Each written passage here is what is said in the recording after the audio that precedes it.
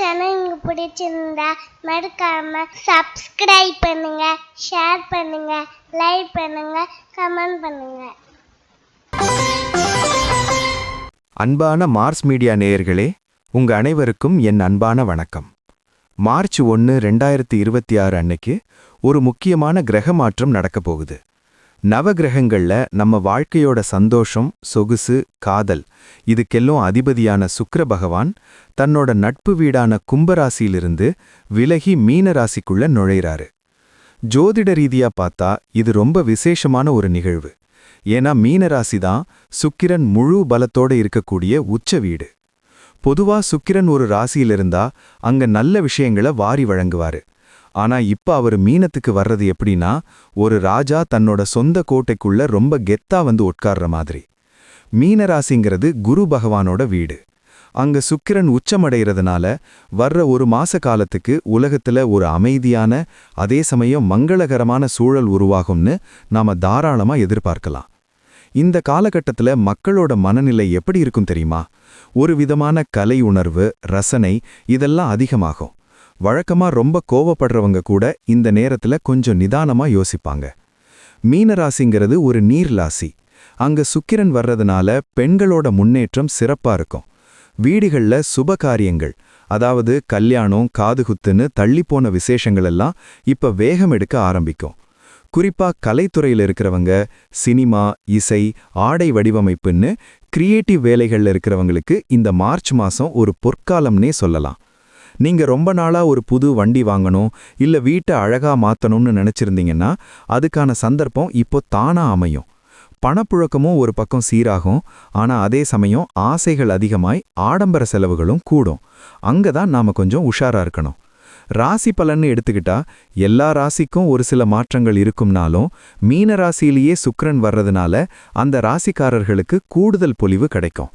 அதே மாதிரி ரிஷபம், துலாம் ராசிக்காரர்களுக்கு அவங்க அதிபதியே பலமா இருக்கிறதுனால பெரிய யோகங்கள் தேடி வரும். மற்ற ராசிக்காரர்களுக்கும் அவங்கவங்க லக்னத்துக்கு ஏத்த மாதிரி சில நன்மைகளும் சில கவனிக்க வேண்டிய விஷயங்களும் கண்டிப்பா இருக்கும். மொத்தத்துல இந்த மார்ச் 1 நடக்க போற சுக்கிர பெயர்ச்சி ஒரு புது விதமான புத்துணர்ச்சியை கொடுக்குங்கிறதுல சந்தேகமே இல்ல. மனசுல இருக்கிற கவலைகளை விட்டுட்டு இந்த நேரத்துல வர்ற வாய்ப்புகளை எப்படி சரியா பயன்படுத்திக்கலாம்னு நீங்க யோசிச்சாலே பாதி ஜெயிச்ச மாதிரி தான். சரி, இப்போ உங்க ராசிக்கு இந்த உச்ச சுக்கிரன் என்னென்ன பலன்களை கொண்டு வர போறாருன்னு விரிவா பாப்போமா?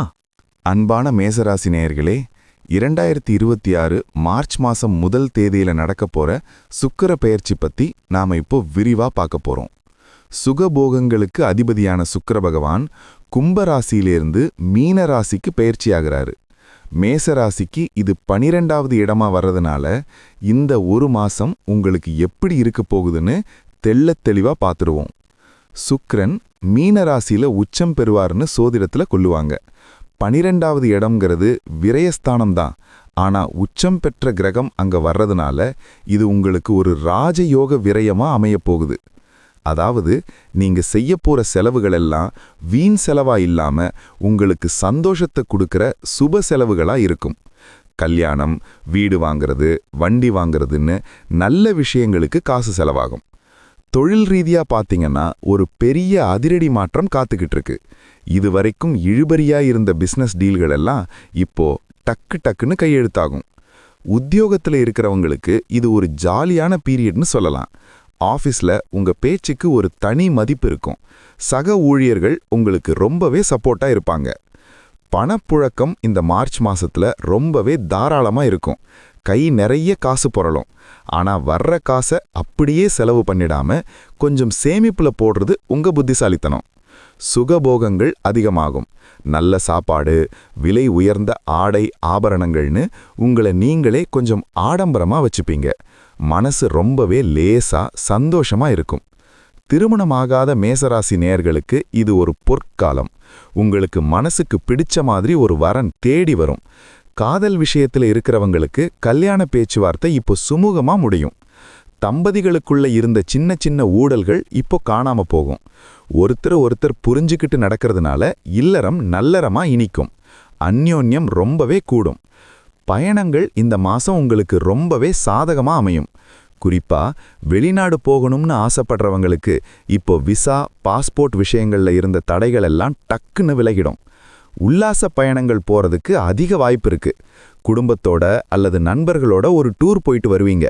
அது உங்க மன அழுத்தத்தை சுத்தமா குறைச்சிடும். கலைத்துறையில இருக்கிற மேசராசி நேயர்களுக்கு இது ஒரு மிகச் சிறப்பான காலம். உங்களோட கிரியேட்டிவிட்டி இப்போ பிச்சுக்கிட்டு போகும். புது வாய்ப்புகள் கதவை தட்டும்.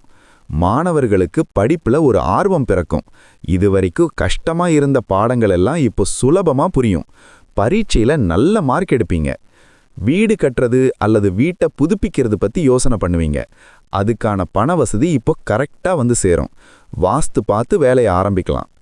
பெண்களுக்கு இந்த சுக்கிர பெயர்ச்சி ரொம்பவே சந்தோஷத்தை கொடுக்கும். நீங்க ரொம்ப நாளா ஆசைப்பட்ட பட்டுப்புடவையோ இல்ல தங்க நகையோ வாங்குற யோகம் இப்போ கூடி வரும். உடல் ஆரோக்கியத்துல நல்ல முன்னேற்றம் இருக்கும். பழைய நோய்கள்ல இருந்து விடுதலை கிடைக்கும். முகம் நல்லா பொலிவா வசீகரமா மாறும். நண்பர்கள் மூலமா உங்களுக்கு ஒரு பெரிய ஆதாயம் கிடைக்கும்.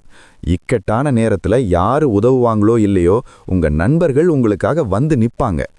சொத்து தகராறுகள் இருந்தா அது இப்போ பேசி தீர்த்துக்கிறதுக்கு ஒரு வாய்ப்பு வரும். விட்டு கொடுத்து போறதுனால உங்களுக்கு ஒரு பெரிய சொத்தே கைக்கு வர வாய்ப்பு இருக்கு. வியாபாரத்துல புது புது வாடிக்கையாளர்கள் வருவாங்க. நீங்க விற்கிற பொருளோட தரம் பேசப்படும். இதனால லாபம் முன்ன விட இப்போ 2 மடங்கா இருக்கும். வண்டி வாகனங்கள் வாங்குறதுக்கு இது சரியான நேரம். நீங்க ஆசைப்பட்ட கார் அல்லது பைக் வாங்குற கனவு இப்போ நனவாகும். முதலீடுகள் செய்யறதுக்கு முன்னாடி ஒரு தடவை உங்க வீட்டில் இருக்கிறவங்க கிட்ட கேட்டுக்கோங்க. குறிப்பா ரியல் எஸ்டேட்ல முதலீடு செய்ய இது ஒரு அருமையான தருணம். தன்னம்பிக்கை இந்த மாசம் உங்களுக்கு உச்சத்துல இருக்கும். எதையும் பார்த்துக்கலாங்கிற ஒரு கெத்து உங்க பேச்சிலும் செயலிலும் தெரியும். திடீர்னு ஒரு பெரிய மனுஷனோட அறிமுகம் கிடைக்கும். அவர் மூலமா உங்க வேலை சம்பந்தப்பட்ட விஷயங்கள்ல ஒரு பெரிய முன்னேற்றம் உண்டாகும். அரசாங்கம் வழியில உங்களுக்கு வரவேண்டிய சலுகைகள் அல்லது பெண்டிங்ல இருந்த விஷயங்கள் இப்போ சுலபமா முடியும். எதிரிகள் இப்போ உங்க முன்னாடி தலை குனிஞ்சு நிப்பாங்க.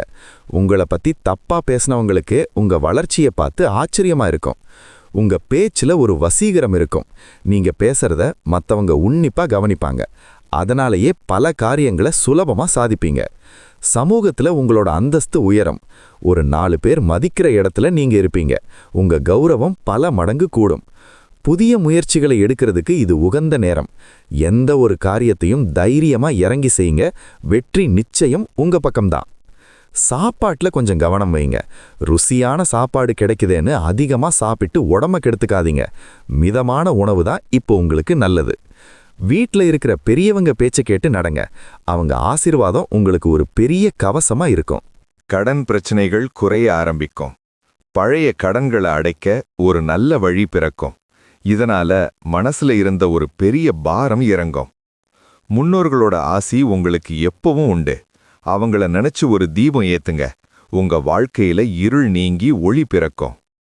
உங்களுடைய நீண்ட நாள் லட்சியம் ஒண்ணு இப்போ நிறைவேறும். அதுக்காக நீங்க போட்ட உழைப்புக்கு இப்போ பலன் கிடைக்கப் போகுது. ஆன்மீகத்துல ஈடுபாடு அதிகமாகும். ஒரு முக்கியமான கோவிலுக்கு போயிட்டு வர்றது மூலமா உங்க மனசுல ஒரு பெரிய தெளிவு பிறக்கும்.